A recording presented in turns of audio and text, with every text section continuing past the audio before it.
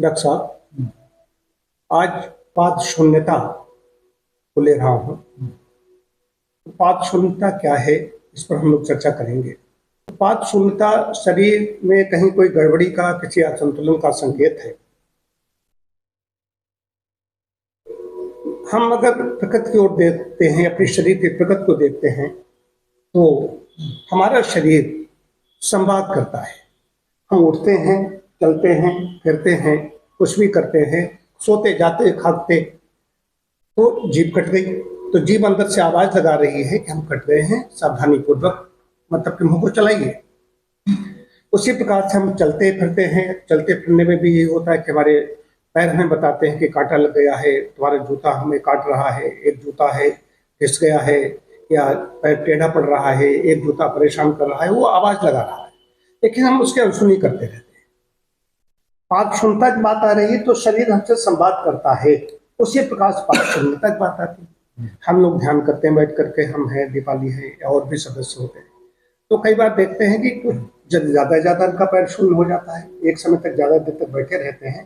तो ये तो शून्यता हुई, पाद शून्यता हुई, झुंझुनी हुई, झंझनाहट हुई, नमडेस हुई। ये तो इसलिए हुई कि हमने बैठे रहे तो ब्लड का सर्कुलेशन नहीं ठीक तरीके से, रक्त प्रवाह कहीं बाधित हुआ, उसकी वजह से हो गई। लेकिन कई बार होता है कि नर्वस सिस्टम की वजह से भी होता है, नर्वस का प्रवाह नहीं पहुंच रहा है। कई लोगों को परमानेंट ऐसा बना रहता है कि नमनेस बनी रहती है, बराबर शून्यता बनी रहती है। उनको चलते फिरते काम सब कुछ कर रहे हैं, दूसरा कोई नहीं समझेगा, लेकिन वो व्यक्ति परेशान है, उसका पैर सोया हुआ है, वो बता रहा है कि मैं सोया हूँ, सोया हूँ, सोया हूँ। कोई संवेदना नहीं मिल रही, कोई मच्छर काटे, कोई चिकोटी ले, तो उसको कुछ पता नहीं, आभास नहीं होता।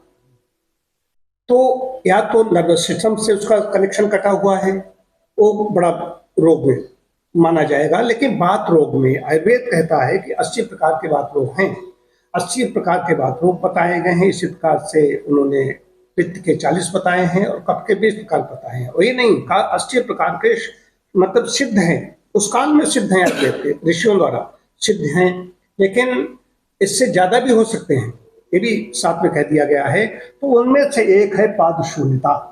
तो पाद शून्यता क्यों हो रही है, उसका कारण क्या, हम लोग कारण में जाते हैं कि कारण बिना कार्यम कदाचन विद्यते, चाहे नेचुरोपैथी हो, होम्योपैथी हो। जो आयुष है, आयुर्वेद, योग और प्राकृतिक चिकित्सा, यूनानी, सिद्ध और होम्योपैथी। तो आयुष क्या करता है कि हम लोग कारणों में जाते हैं, रोग का कारण क्या है, कारण जाते हैं, कारण पता लगा लेते हैं, सिम्टम्स देखते हैं, पाद शून्यता है, पाद शून्यता का कारण क्या है। तो एक तुम्हारी जीवन शैली गड़बड़ हो रही है। जीवन शैली में हम ज्यादा तक बैठे रहते हैं, लेटे रहते हैं, और बैठे रहते हैं उस समय जब से मोबाइल आ गया है, तो जो डिजिटल उपकरण है, चाहे मोबाइल हो या लैपटॉप या कंप्यूटर जो भी हो, उस पर ज्यादा देर तक बैठते हैं, उससे भी झंझनी होना स्वाभाविक है। हाथ टिका के बैठते हैं, कई बार होता है, लेकिन कुछ लोगों को जल्दी जल्दी होती है। ये हो गया, ये तो सर्कुलेशन से, सर्कुलेटरी सिस्टम का मामला हो गया। लेकिन मुख्य रूप से इनका ज्यादा समय तक रहता है, उसको रोग में लिया जाता है, वो लोग फिर दो चक्कर काटते रहते हैं। तो हमारा ये मानना है कि तीन विकार जो रुकता है, पेड़ों में जो विकार रुकता है, यहाँ पर बात रुकता है अपान वायु जिसकी बात हो रही थी।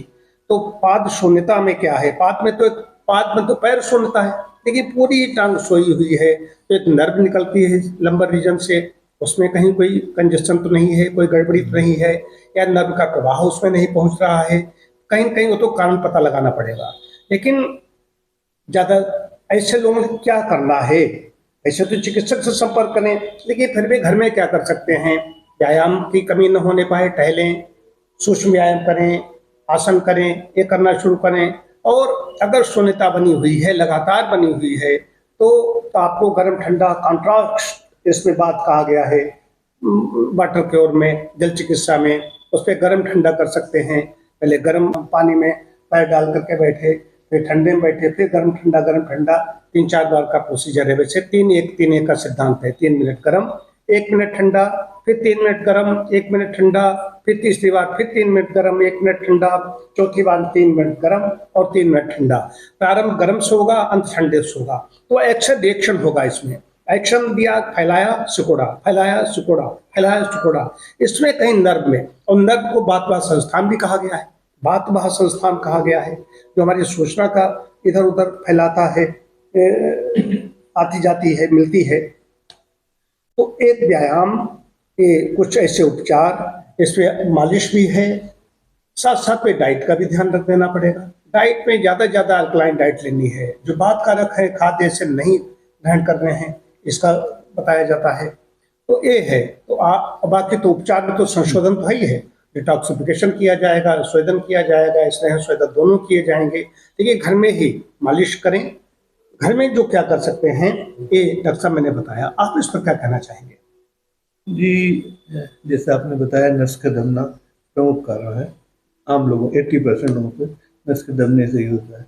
वहीं कुछ बीमारियां होती है, स्लिप डिस्क हो जाता है चोट लगने से, उसमें कोई ना कोई नस परमानेंट दब जाती है और जो नस दब गई उसमें झंझनाहट करती है। दूसरे कुछ लोगों को थायराइड जब गड़बड़ करता है, हार्मोनल डिसबैलेंस होता है, TSH खासतौर से, वो भी इसमें दिक्कत होता है। या खान पान में अल्कोहल आपका आ गया, अल्कोहल जो मेटाबॉलिज्म गड़बड़ करता है, उसकी वजह से भी पाया जाता है। और जैसे कहीं चोट लग जाए तो भी नस जी जी डैमेज हो जाती है, तो भी दिक्कत आती है।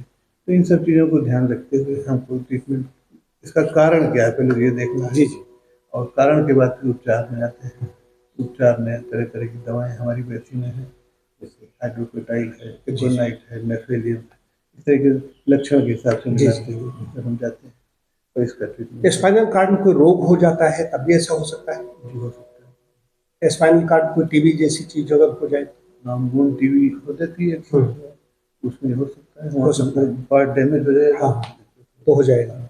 अगर मान लीजिए पार्ट ठीक हो गया है और उसके बाद में भी ऐसी स्थिति बनी हुई है तो फिर तो फिर मेडिसिनल ट्रीटमेंट करनी है। उसमें उसको आराम मिलेगी। और खासतौर से स्लिप डिस्क में तो आजकल ये बहुत हो रहा है। जिनको एक्सीडेंट हुआ बाइक से, कहीं से एक्सीडेंट, स्लिप डिस्क हो गई, उसके बाद ये रोग बहुत ज़्यादा होता है। ये तो पार्श्व क्षमता की बात और एक सर और, जब वेट बढ़ता है हमारे ब्लड वेसल्स जो है, आर्टरीज खासतौर हाँ से, हाँ उनमें दिक्कत आ रही है, उनमें हमारा फैट पाया जा रहा है, वो इसको दिखा रहा है। तो क्या घर में क्या करना चाहिए? घर में ऐसे लोग क्या करें? एक तो फैट फ्री डाइट देखें, फैट फ्री डाइट देखें, और योग प्राणायाम जरूर करें, जिससे हमारी रक्त संचार बढ़िया हो।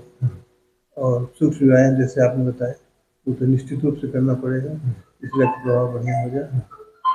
और बाकी विटामिन B12 इसकी कमी ना होने पाए।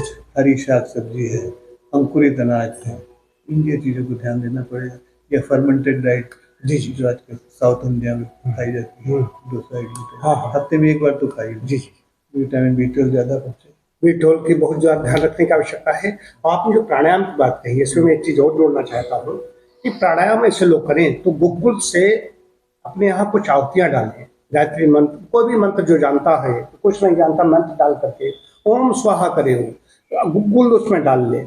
गुग्गुल वायुमंडल में जब जाएगा तब प्राणायाम करेगा तो गुग्गुल सांस के द्वारा अंदर चला जाएगा, नासाई स्वच्छो द्वारा। बड़ी बात बता रहा हूँ, बात में बहुत ज़्यादा मैंने रिजल्ट इस पे देखे हैं। तो इसको ये करेंगे। विटामिन B12 डॉक्टर साहब ने बात कही, ये भी बहुत महत्वपूर्ण है। कई बार ये नमनेस रहती है, विटामिन B12 की कमी से भी होता है साहब, ये भी है। और कोशिश ये करें इसको औषधि न लें, प्राकृतिक तरीके से हम यदि औषध लेंगे तो कब तक लेंगे? प्राकृतिक तरीके से उसको मतलब कि अपना ठीक रखें। कई बार डायबिटीज के कारण भी पैरों में परेशानी होती है,